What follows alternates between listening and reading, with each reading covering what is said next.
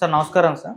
నమస్తే. Sir 'Thandel' movie ఇవాళ ప్రేక్షకుల ముందుకు రావడం మనం చూస్తాం. అయితే సినిమా కాస్త మిక్స్డ్ టాక్ అయితే వచ్చేసింది. అయితే ఈ రివ్యూస్ అన్ని పక్కన పెడితే ఇది రియల్ ఇన్సిడెంట్స్‌ని బేస్ చేసుకొని తీసిన సినిమా కదా! అయితే ఈ రియల్ ఇన్సిడెంట్స్ అప్పుడు జరిగినప్పుడు అంటే మత్స్యకారులు పాకిస్తాన్ జైల్లోకి వెళ్ళినప్పుడు వీళ్ళని విడిపించుకు తీసుకురావడంలో అప్పుడు ఆంధ్రప్రదేశ్ చీఫ్ మినిస్టర్‌గా ఉన్న జగన్మోహన్ రెడ్డి గారి పాత్ర కూడా ఉందని ఒక వార్త అయితే సర్క్యులేట్ అవుతుంది సార్. అయితే ఆ పాత్రకు సంబంధించి ఆయన పాత్రకు సంబంధించి సినిమాలో ఏమన్నా ప్రొజెక్ట్ చేశారా లేదా? అయితే కొన్ని కామెంట్స్ కొన్ని సోషల్ మీడియాలో ఏమొస్తున్నాయంటే 'తండేల్' సినిమా జగన్మోహన్ రెడ్డి గారు లేకుంటే అసలు వచ్చేదే కాదు అన్నట్టుగా కూడా కొంతమంది మాట్లాడేస్తున్నారు. సో మరి జగన్మోహన్ రెడ్డి గారి పాత్ర పైన ఈ సినిమా పైన మీ ఒపీనియన్ ఏంటి? అంటే యాక్చువల్‌గా ఇది రియల్ ఇన్సిడెంట్స్‌ని బేస్ చేసుకొని తీసిన సినిమా అని చెప్పారు కానీ ఈ సినిమాలో మత్స్యకార సంఘాల ప్రస్తావన లేదు. ఓకే. మత్స్యకార సంఘాల పోరాట ప్రస్తావన లేదు. అలాగే వాళ్ళు ఢిల్లీ లెవెల్లో చేసినటువంటి రకరకాల పైరవీలు ఉన్నాయి. ప్రభుత్వాల వైపు నుంచి వాటిని కదిలించడానికి వీళ్ళు చేసిన ప్రయత్నాలు ఉన్నాయి. ఆ రోజుల్లో ఈ మత్స్యకార దీనికి చెందినటువంటి మోపిదేవి వెంకటరమణ ఉన్నాడు, రాజ్యసభ సభ్యుడిగా ఉన్నాడు ఆయన. ఓకే. వారి ద్వారా చాలా పైరవీలు జరిగినాయి. మోపిదేవి వెంకటరమణ అప్పుడు వైఎస్ఆర్సీపీలో ఉన్నాడు. ఇప్పుడు ఆయన పార్టీ ఫిరాయించాడు.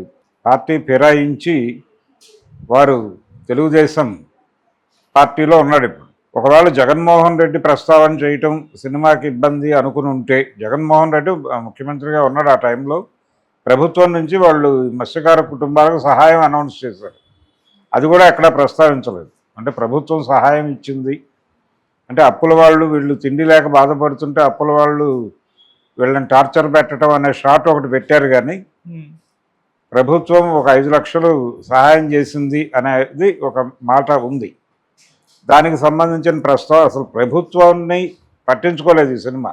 ఓకే. ప్రభుత్వాన్ని పట్టించుకోలేదు, మత్స్యకార సంఘాలని పట్టించుకోలేదు, వాళ్ళ పోరాటాలను పట్టించుకోలేదు, ఆ పైరవీని పట్టించుకోలేదు, బ్యూరోక్రాట్స్ ఎలా వ్యవహరిస్తారు ఇలాంటి విషయాల్లో అనేది పట్టించుకోలేదు. ఎంతమంది కష్టం వలన అక్కడి నుంచి ఒక పాజిటివ్ డెసిషన్ తెచ్చుకోగలిగారు అనేది లేదు. అదేదో దాని మానాన అది జరిగిపోయినట్టుగా ఉత్తరాలు వస్తూ ఉంటాయి. ఆర్డీఓ ఆఫీసో ఎంఆర్ఓ ఆఫీస్ నుంచో ఈ ఉత్తరం వచ్చింది అని చెప్తారు. అసలు అక్కడ కమ్యూనికేషన్ ఎలా ఉంది, వాళ్ళు అక్కడ నుంచి వీళ్ళని ఎలా కమ్యూనికేట్ చేశారు, వీళ్ళు వాళ్ళని ఎలా కమ్యూనికేట్ చేశారు అనటానికి ఏ రకమైనటువంటి ఒక సిస్టమ్ని ఫాలో కావాలి. అంటే వీళ్ళు అనుకున్న పద్ధతిలో సినిమా వీళ్ళకి ఇంట్రెస్ట్గా అనిపించింది ఒకటే ఎలిమెంట్. ఇందులో మనం దేశభక్తి చెప్పచ్చు, దేశభక్తి పేరుతో ముస్లింలను విలన్లుగా చూపించవచ్చు. ముస్లింలను విలన్లుగా చూపించడానికి పాకిస్తాన్ నేపథ్యం అద్భుతంగా ఉపయోగపడుతుంది. ఇది కనుక మనం బరస్ట్ చేయగలిగితే డెఫినెట్గా ఈ cinema pan India level hit అవుతుంది అనేది ఒక్కటే పాయింట్. వీళ్ళకి అంతకు మించి దీనిలో పాన్ ఇండియా మార్కెట్ని రెవెన్యూని చూశారు తప్ప ఆ రియల్ ఇష్యూస్ని వాళ్ళు పట్టించుకోవాలి. మార్కెట్ కోణంలోనే ఈ కథ కనెక్ట్ అయింది అరవింద్ గారికి. ఇందులో ఉన్నటువంటి పాకిస్తాన్ వాళ్ళు అమెరికా జైళ్ళలో వెళ్ళుంటే ఆయన పట్టించుకునేవాడు కాదు. అమెరికా జైళ్ళకు, ఈవెన్ బంగ్లాదేశ్ జైలుకు, శ్రీలంక జైళ్ళకు వెళ్ళినా పట్టించుకునేవాడు కాదు. పాకిస్తాన్ అనగానే ఆయనకు పూనకం వచ్చేసింది. దీనిలో ఒక అద్భుతమైన కమర్షియల్ పాయింట్ ఉంది. ఇంత కాన్ఫిడెంట్గా అరవింద్ గారి తప్పు చేయించాడని ఎందుకు చెప్పగలమంటే, ఆయన అఖండ సినిమా సక్సెస్ మీట్లో మాట్లాడాడు ఒకసారి చాలా కాలం క్రితం.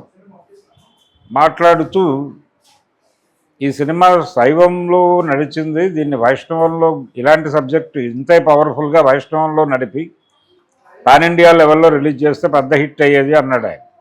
అంటే ఆయన బ్రెయిన్లో దానికి సంబంధించిన ఆలోచనలు నడుస్తున్నాయి. ఈ మాట అన్న మూడ్లోనే దీన్ని ఖాయం చేశాడు ఆయన. ఆ రోజున అఖండ ఫంక్షన్లో ఆయన అన్న మాట అంటే చందు మొండేటి కూడా ఎక్కడ కనెక్ట్ అయ్యాడు ఆయనకి. ఆయన కార్తికేయ అనేటువంటి సినిమా చేశాడు.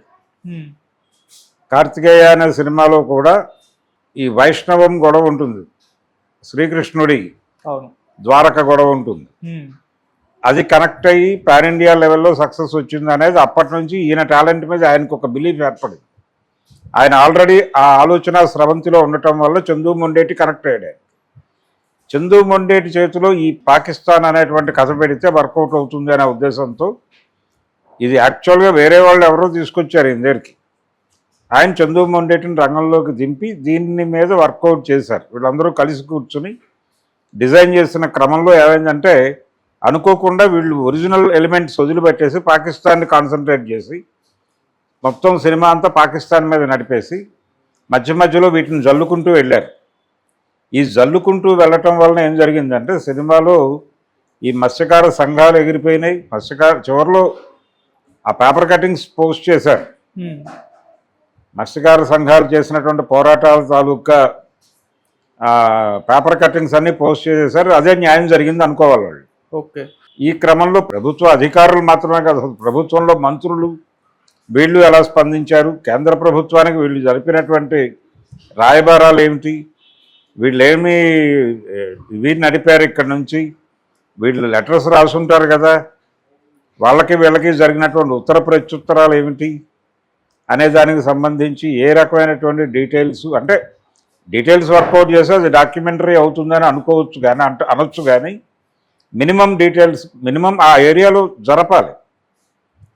ఎందుకు జరపాలి అంటే దీనిలో చాలామంది ఇన్వాల్వ్ అయి ఉన్నారు. ఈవెన్ ఇప్పుడు జగన్మోహన్ రెడ్డి ఒకటే కాదు, మోపిదేవి వెంకటరమణ కృషి కూడా ఉంది. మోపిదేవి వెంకటరమణ కృషి ఉంది అని అనటానికి ఆయన కనెక్ట్ అయ్యాడు దీనికి. ఎందుకు కనెక్ట్ అయ్యాడంటే ఆయన కూడా అదే కాబట్టి, ఆయన కూడా అక్కడి నుంచి వచ్చినవాడే కాబట్టి ఆయనకి కనెక్ట్ అయింది విషయం. ఓకే.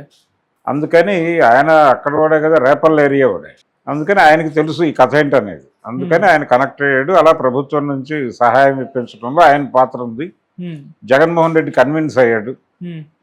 జగన్మోహన్ రెడ్డికి విషయం అర్థం చేయించి అతని ద్వారా కొంత కరస్పాండెంట్స్ నడిపించారు. ఈ కరస్పాండెంట్స్ నడవటము దాని గురించి అంటే అసలు అవన్నీ అక్కర్లేదు కానీ ఒకటే చెప్తారు. ఇప్పుడు సీరియస్గా అడిగితే అక్కడ ఒక ప్రభుత్వ అధికారి పాత్ర ఒకటి ఉంది. ఆ ప్రభుత్వ అధికారి గారు పాజిటివ్గా రెస్పాండ్ అయ్యారంటే జగన్ అయినట్టే కదా. అందులోనే మీరు జగన్ని చూసుకోండి, అందులోనే మత్స్యకార సంఘాలను చూసుకోండి, అందులోనే మోపిదేవి వెంకటరమణను చూసుకోండి అని చెప్పచ్చు. ఓకే. జస్టిఫికేషన్ కోసం. కానీ అది చాలదు. బ్యూరోక్రాట్స్ మొదట వీళ్ళ గొడవలు విన్నారు అని నేను అనుకోవట్లేదు. దానికి కొంత ప్రెజర్ తీసుకొచ్చిన తర్వాత సంఘాల వాళ్ళు వెళ్ళి గొడవ చేసిన తర్వాత ఒక ఆందోళన క్రమంలోనే జరిగింది ఇదంతా.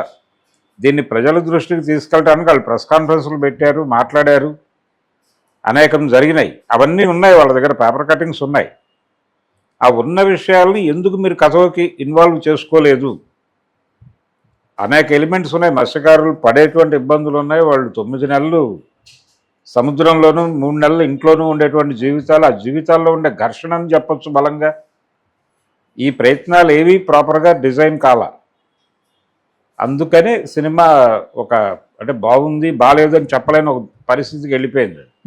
సో ఇలాంటి అంటే ఇది మేము ఫిక్షన్ చేశాము అని చెప్పచ్చు. వాళ్ళు ఫిక్షన్ చేశాము, దీనిలో మాకు అవసరమైన ఎలిమెంట్స్ తీసుకున్నాం, మిగిలిన దాన్ని మేము పట్టించుకోలేదు అనొచ్చు. సుష్మా స్వరాజ్ గారిని చూపించారు, అది అవసరం కాబట్టి, మార్కెట్ అవసరం. అది ఇవి కాదు. ఓకే. ఇది మార్కెట్ అవసరంగా కనిపించలేదు వాళ్ళకి. పైగా ఇప్పుడు ఇర్రెలవెంట్ అనుకున్నారు. రిలీజ్ టైంకి వాళ్ళు ఎవరు అధికారంలో లేరు కాబట్టి అది అక్కర్లేదు అనుకుని ఉండొచ్చు. ఓకే. జగన్మోహన్ రెడ్డి అని కాదు, వాళ్ళు ముఖ్యమంత్రి ఒక ప్రభుత్వం తాలూకా స్పందన గురించి రికార్డ్ చేసుంటే బాగుండేది. అప్పుడు ఎవరైనా ఉండుండొచ్చు అక్కడ ముఖ్యమంత్రిగా. ఏదో ఒక రెడ్డి పేరు, లేకపోతే రెడ్డి పేరు లేకుండా ఇంకేదో పేరో పెట్టేసి కూడా కథ నడపచ్చు.